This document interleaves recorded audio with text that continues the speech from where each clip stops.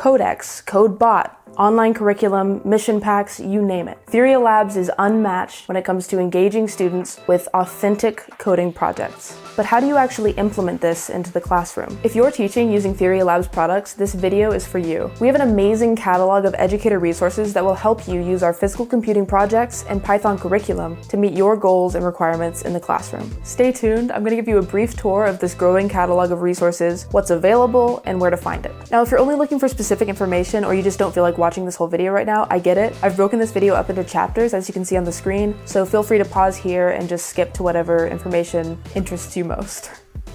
Okay, so first things first, we're gonna head over to dashboard.firialabs.com. Okay, and once you're there, you just click on the yellow Educator Resources button at the top of the screen, and that's gonna show you all of the resources for all of your licensed products. Right now, we're just gonna take a look at some of the teacher resources we have for Python with Codex.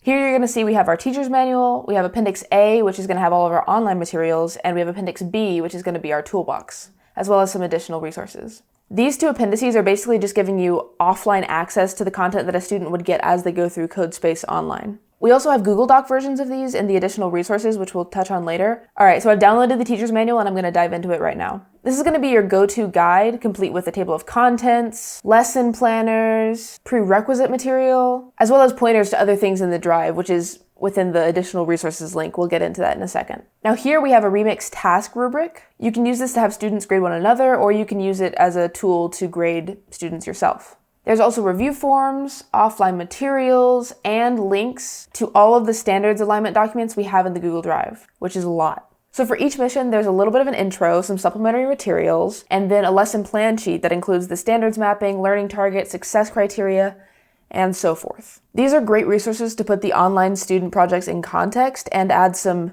academic rigor, if you will. Sorry. So that's it for the teacher's manual. There's a lot more there if you want to go yourself and check it out. But I'm going to go now into the additional resources section, and this little link right here, that's going to take me to the drive. I know this probably looks intimidating at first. There's a whole bunch of stuff there. Don't worry, I'm going to be pointing out the really important stuff, and if you want to look at the other stuff, you can. You don't have to. The first thing in here we're going to talk about is the answer keys folder. Answer keys are super useful if you need to guide students that may be stuck on particular mission objectives. This folder has answer keys for each one of the projects. Now, it's important to note that this is not the only answer, it's just one possible answer for each project. So if you open any of these up, it just gives you working code that you can put into Codex and hopefully get you unstuck if you are stuck, or help you to better understand what's happening. Yeah. So that's answer keys. Done. Easy. Now going back into the main drive, I'm going to focus on standards alignments. Standard alignments. Standard alignments. This folder contains, you guessed it, a whole bunch of standard alignments. Our education specialists have worked hard to align Firia Labs missions with all the national and state level CS standards. So you can just click into any of them and check out what's going on with your state. So that is standards alignments. Let's move on to Codex Remixes.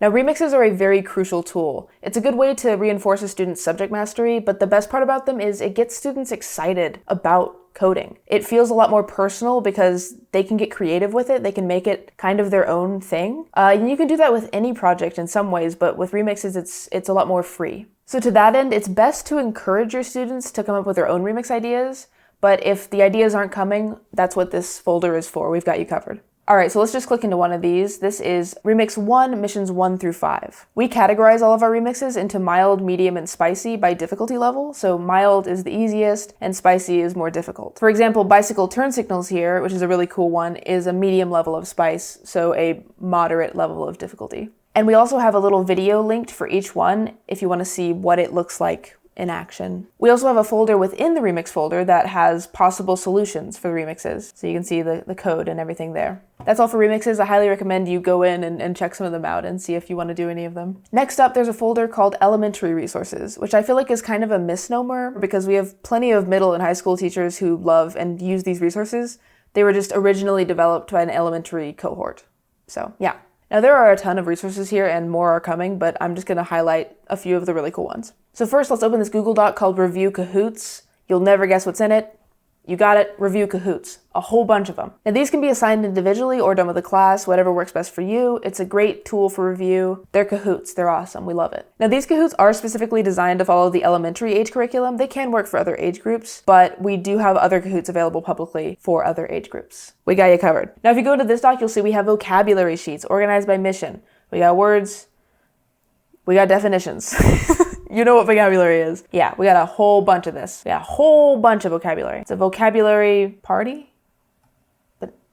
Yeah, I can't think of anything clever. We also have slides, which are really useful. We've had a lot of teachers tell us that they use these all the time. I'm gonna use this one as an example. It's super cool, has all kinds of information in it, and they even have little like interactive parts here where it tells you to do stuff, brainstorm ideas, etc., etc. Really, really cool resource. Now, if you go into a mission folder, I'm just gonna go into mission 1. You can see we've got mission logs like this one for students to fill out, pre-mission preparation, post-mission reflection, all that good stuff. And we also have student workbooks like this one. These are super awesome and super in-depth. They walk the students progressively through the material. As you can see, it's very well laid out. Also, if your school has writing requirements, the logs and the workbooks are a perfect supplement for you. That is all I'm going to cover in elementary resources, but there are a ton more resources there.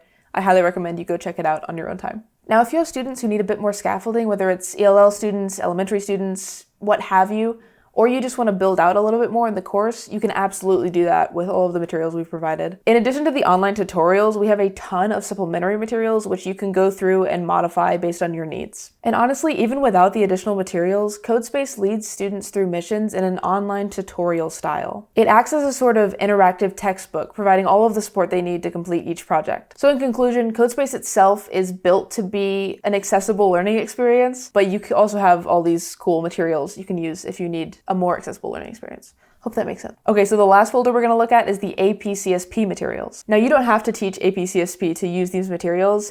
Anyone who has students who are more advanced or who want to learn more can absolutely benefit from these. Just to dip into a few, we have a weekly pacing guide here. Check that out. We've got vocabulary sheets, love to see it. Again, organized by mission. Check all that out. There's a ton. We've got student materials in here, like programming journals, daily reflections, all that stuff. We have all kinds of assessments in here. We have a ton of stuff. Again, go in yourself and check it all out. It's really cool. So yeah, overall, just a really great resource if you want to get more advanced with the Codex.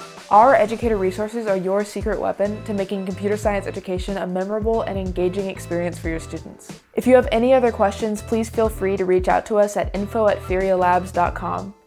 As always, happy coding.